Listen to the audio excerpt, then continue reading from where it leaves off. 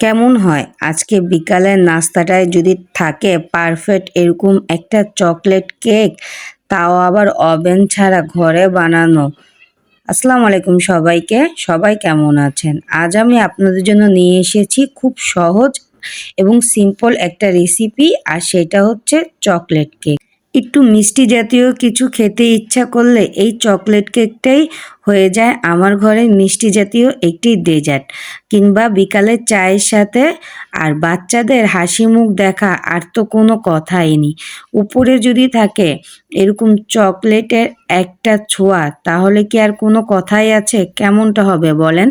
অনেকেই ভাবেন ওভেন ছাড়া কিংবা মাপ ঠিক হয় না, মাপের পরিমাণটা বোঝা যায় না, এভাবে বুঝি চকলেট কেক বানানো যায় না।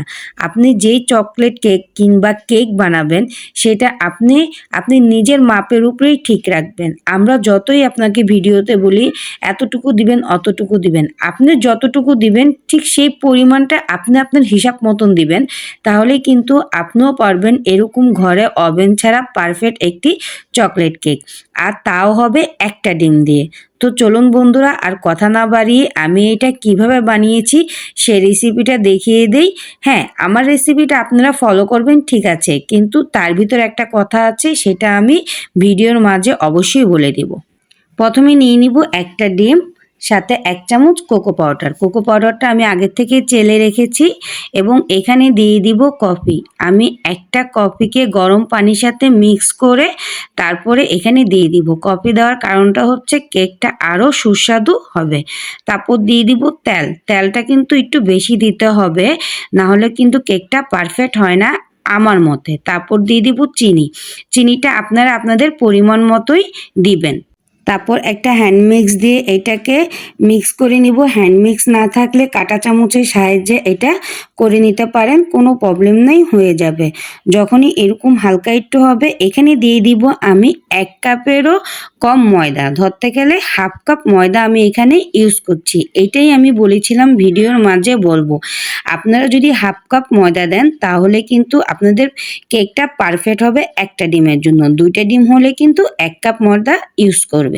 তারপর দিয়ে দিব 1 চামচ কর্নফ্লাওয়ার আর 1 চামচ খাবারের সোডা, সাথে একটু লবণ দিয়ে দিব হালকা একটু তরল দুধ। তারপর এটাকে হ্যান্ড মিক্স দিয়েও আপনারা করে নিতে পারেন, কিংবা কাঁটা চামচের সাহায্যে করতে পারেন। আমি হ্যান্ড মিক্স দিয়ে চেষ্টা করেছিলাম, তো প্রথমে তো আমার হয়নি। তারপর আমি এরকম একটা কাঁটা চামচের সাহায্যে এটাকে সুন্দর করে নিব। আপনারা কাঁটা চামচের সাহায্যে করবেন। দেখেন কি সুন্দর হয়ে গিয়েছে। তারপর একটা টিফিন বক্স নিয়ে সেখানে আগে থেকে একটু তেল ও কাগজ রেডি করে রেখেছি। তারপর কেকটা এখানে দিয়ে দিব। তারপর এটাকে একটু ট্যাপ ট্যাপ করে নিব, ভিতরে বাতাস থাকলে বের হয়ে আসবে। আমি চুলায় আগের থেকে একটা পাতিল বসিয়ে গরম হতে দিয়েছিলাম, তার উপরে একটা স্ট্যান্ড দিয়ে তার উপরে কেকটা দিয়ে এটার উপরে একটা পুঁতা দিয়ে ঢেকে রাখবো প্রায় 40 মিনিটের জন্য। অনেকে বলে 30 মিনিট 32 মিনিটে কেক হয়ে যায়। আমি বলবো আমার হিসাবে আপনি 40 মিনিট রাখবেন, তারপরে একটা টুথপিন দিয়ে দেখবেন আপনার কেকটা হয়েছে কিনা, তারপরে আপনি এটা নামাবেন। উপরে কাঁচা থাকলে কখনই নামাবেন না। 40 মিনিট পর একবার ট্রাই করে দেখবেন উঠিয়ে যে হয়েছে কিনা। যখনই কেকটা উপরের দিকে ফুলে যাবে সেই অবস্থায় কিন্তু নামিয়ে ফেলবেন, না হলে কিন্তু একবার ফুলে যখন এটা নিচের দিকে চলে আসবে তখন কিন্তু কেকটা ভালো হবে না, আর শক্ত হয়ে যাবে। তারপর চলে আসলাম চকলেটের ক্রিমটা বানানোর জন্য, আর এই কাজটাতে হেল্প করছে আমার মেয়ে। ওর খুব ইচ্ছা এই চকলেটটাও কাটবে।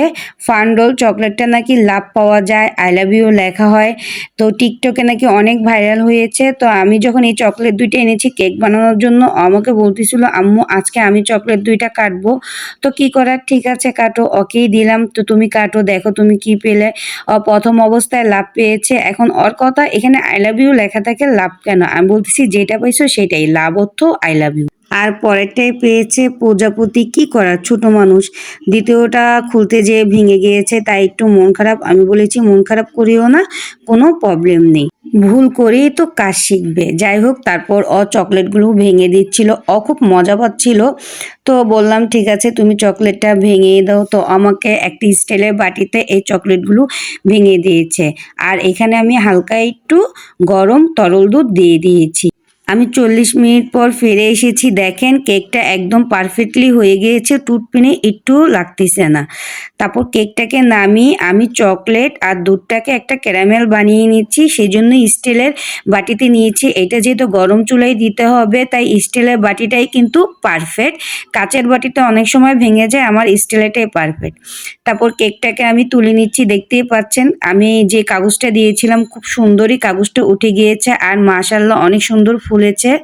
এখন কাজ হবে যে আমি চকলেটের ক্যারামেলটা তৈরি করেছি এটা একদম উপরে এরকমভাবে দিয়ে দিব। আসলে এই চকলেটটা উপরে এভাবে দিয়ে দেওয়ার কারণে এই কেকটা এতটা মজা হয়, দোকানের কেককেও হার মানাবে। ঘরে বসে আপনি একদম পারফেক্ট দোকানের স্টাইলে কেক বানাতে পারবেন। আমি একটু সাইডেও দিয়ে দিচ্ছি।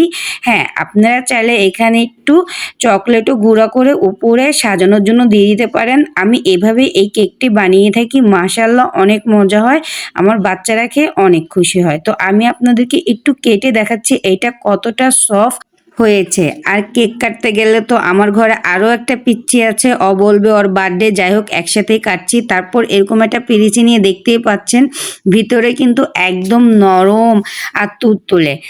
এই কেকটা বাচ্চারা খুবই পছন্দ করে। আমার বাসায় যখন এই কেকটা বানাই আমার বাচ্চারা এসে বলে আম্মু আরেকটু দাও না, তখন ওই হাসিটা আমার সবচেয়ে বড় প্রাপ্ত।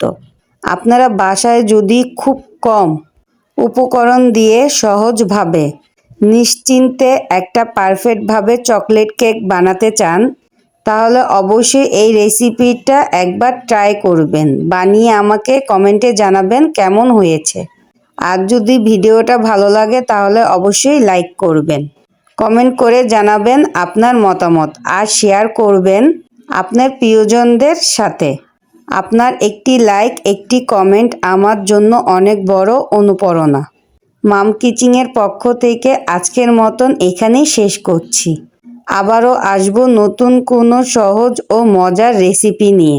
আল্লাহ হাফেজ, ভালো থাকবেন সবাই।